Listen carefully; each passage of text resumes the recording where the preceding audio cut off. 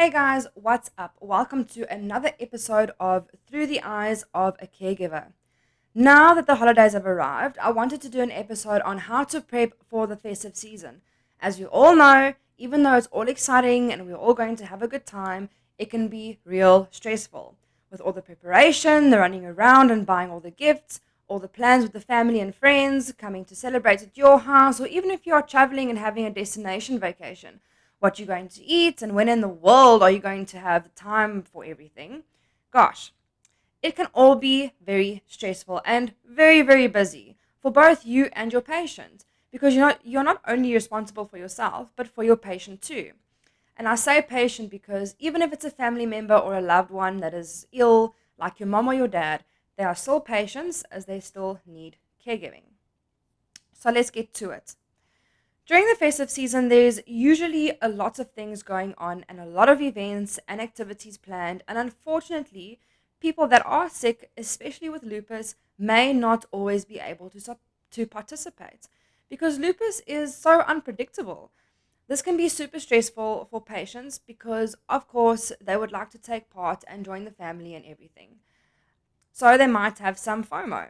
So, what I would suggest is to help plan things either close to home or even at home, or let them rest before going to an event that is in fact away from home to make sure their bodies can handle this event. They might fear not being able to meet certain expectations from friends and family, like helping to cook the big meals, or cleaning up afterwards, or partaking in the events and activities, or wrapping up gifts, or planning everything, or even just being on time. Their stress levels and anxiety levels have probably already skyrocketed, and all this could lead to an increase in depression. So it's important to encourage patients to take one step at a time and only worry about today's tasks and plans. It's also important for us as the caregivers to also realize that this can affect us too, and that we should also take one step at a time and only worry about today, as we are not only stressing about how our patients are going to cope, but how we are going to cope too. If our patient is not able to do something, we are going to have to step in and help or complete the task for them, on top of caring for them, on top of having our own responsibility to take care of. So, yes, we need to take care of ourselves too, not only to keep our sanity, but to also be okay and present for our patients. Now, what should we do to prep for if an emergency arises during the holidays? Well, I would say to actually schedule a time and sit down with our patients and put certain plans in place in case an emergency arises. It is just as much our responsibility as the patient's responsibility to have a well thought out plan for each realistic scenario that could occur. So that if something happens and they need to be rushed to get help, that we all actually know what to do without running around like headless chickens, and it takes even longer for them to get help, which could cause even more implications than what would have if we just knew what to do. So plan for an emergency, write it down even. So let's talk about some helpful tips that may help you and your patient or your loved one in finding some calm and structure during the holiday craziness. Number one, a great and easy way to get started is to break things down into smaller, manageable tasks for both you and your patient. Number two, make a realistic list. Divide it between urgent tasks that must get done and then stuff that can wait a few days. Number three, ask for help. Reach out to family members if you feel your plate is too full. If you are in a position to delegate, then do so. Remember, asking for help does not mean you don't know how to do your job or you are lazy. It actually means you care enough for everything to run smoothly and for things to actually get done. And this way, your patient won't stress about you and the load on your shoulders. No one on earth is able to do absolutely everything. Remember that. Number four, take a deep breath. If you feel extra stressed, practice deep breathing or mindfulness meditation and take those few minutes just to gather your thoughts and nerves. Do it in the bathroom even. Make as though your tummy is upset or something. Anything. Just go take those few seconds and take a deep breath, or minutes even. Take that deep breath. Or take your patient's hand and practice deep breathing together, as your patient is probably also just as stressed as you are. Number five, say no. If you feel you or your patient is getting stretched too thin, and family members expect too much from you or your patient, or there's absolutely no way you can do one more thing, you can say no. Without any guilt feeling, you can say no. Number 6, maintain healthy boundaries. I think this leans more towards maintaining boundaries on behalf of your patient. Some family members tend to push it during the festive season. Okay, number 7, make sure your patient paces themselves and rests. This applies to you too. Remember, your responsibility is way more than the usual person. So if you need to rest, go rest when your patient rests. Number 8, connect. Don't isolate yourself. It's easy to feel no one understands your situation, and they probably don't. But the worst thing you can do is to isolate yourself and have to deal with everything only on the inside. And also, have your patients connect with their loved ones too.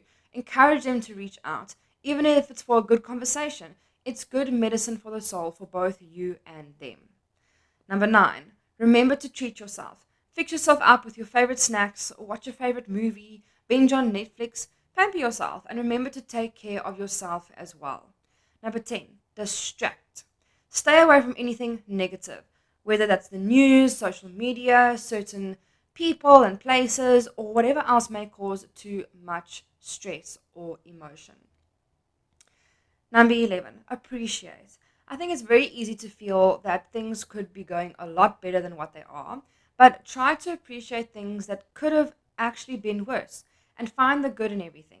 Appreciate the people in your life and what you have that is going well. Number 12, give yourself something to look forward to. This also decreases depression. Number 13, exercise. No matter how much or for how long or what kind of exercise or movement, this can also decrease depression. Number 14, help your patient find joy. It will only make them feel better, and it's basically free medication. And also, find anything that gives you joy too. Joy is highly important. Joy is the whole goal of the holidays, and you don't want to miss out on that, especially when you have so much on your plate already. Number 15, communicate with your patient and understand their needs. Encourage them to not hide how they feel, to be honest, and also help them communicate with loved ones on how they are feeling. This will give more opportunity for the family to maybe assist your patient and also potentially assist you. And this way, they can also be prepared if plans need to change. This can also help you to understand in what areas you need to focus on when helping them. All right, so let's talk about what you can put in place before the holiday starts. Number 1, very important. Make sure your patient has enough prescription medication to last them through the holidays. Most doctors are also on holiday. This is very important.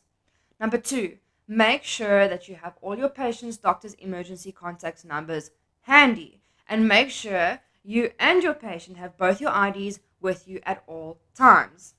If you need to provide documentation that states you are in fact your patient's caregiver or even power of attorney, make sure you have these documents with you at all times, along with any other important information that you may need to provide if something was to happen. Number 3, make sure that you know where all your patient's medication is and also know exactly what they are and the dosage. To make this way easier, write everything down on a piece of paper and keep this with all your patient's documentation and ID. Again, if something was to go wrong and a medical professional needs to know all the details of medication, you can just give them that piece of paper and nothing is forgotten or accidentally given the wrong information. Number 4, if your patient has any allergies or a list of any other illnesses than their primary illness, write them down too and keep it with all the other documents too. Number 5, put all this information and documents and IDs along with the actual medication into one container or medication bag. This way, if you're in a hurry, you can literally just grab and go. No time is wasted on unnecessary, unplanned things. Number 6, if you're traveling, make sure that there is a hospital close by. Again, in case an emergency arises. Google the nearest hospital to your holiday location and save that address in your favorites on your phone's GPS. Number 7, sit down with your patients and discuss the exact plan should an emergency arise. After you both have agreed on the plan, sit down with other family members and discuss this plan with them too. This way, everybody knows exactly what to do in case of an emergency, and everybody will just fall into place so that your patient can get help as soon as possible. Okay, so let's build a holiday medication kit for your patient, for all the in cases. Okay, so number 1 is medication for fever. Number 2, medication for flu symptoms. Number 3, ear drops for earache and eye drops for dry eyes. Number 4, mouthwash for dry mouth, as most lupus warriors suffer from this dry mouth thing. Number 5, a heat pad, Voltaren gel, Epsom salts, and this is all for muscle spasms and pain. Number 6, hydrocortisone ointment and antihistamine for rashes. Number 7, sunblock like SPF 30, 50, as high of a SPF you can get that, and a hat to avoid sunburn. Sunburn is extremely dangerous to the lupus skin. Number 8, anti-inflammatories for joint and muscle pain. Number 9, milk of magnesia or something similar for mouth ulcers. Number 10, sulfate-free shampoo for hair loss. Number 11, cranberry juice or over-the-counter medication for UTIs. Number 12, I believe it is, antihistamine and an anti-nausea for the side effects of your patient's medications. Number 14, add any medication that you know your patient might just use during the holidays. So, I think this is specifically for family members, but what I do want to say is don't make your loved one that is ill feel guilty for not being able to participate or help out during preparation or making of food or cleaning up. This will only make them more sick. And then they will not be able to take part in even more activities or events.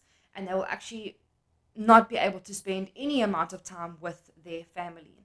Rather, calm them down, because I can guarantee they are already stressing and feeling bad for not being able to do things.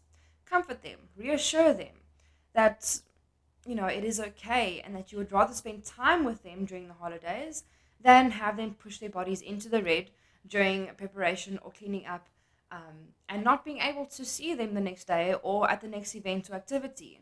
It's highly important for them not to push themselves over the limit, as this can be, as a matter of fact, fatal. So yeah, I'm going to end off with the most important thing to remember this holiday, and that is to stay safe. Take care of you and your patient. You and your patient are your top priority. Keep that as your foundation of thinking this holiday. All right. Thank you so much, guys. I will see you at my next episode.